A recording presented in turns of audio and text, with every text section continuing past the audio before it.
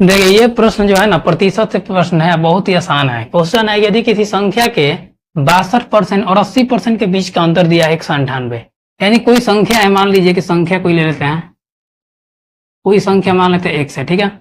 अब बोला इसका 80% यानी 80% और 62%, इन दोनों का जो अंतर है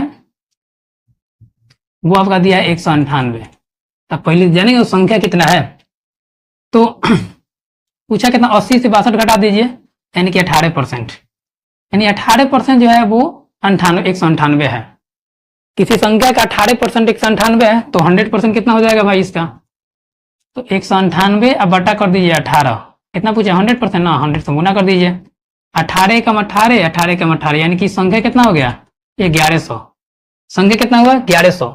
अब पूछा है कि उस संख्या का 92% 56% का अंतर, यानी कि अंतर किसका बताना है, 92% और घटाओ 56%, यानी कि इनका अंतर बताना है उस संख्या का।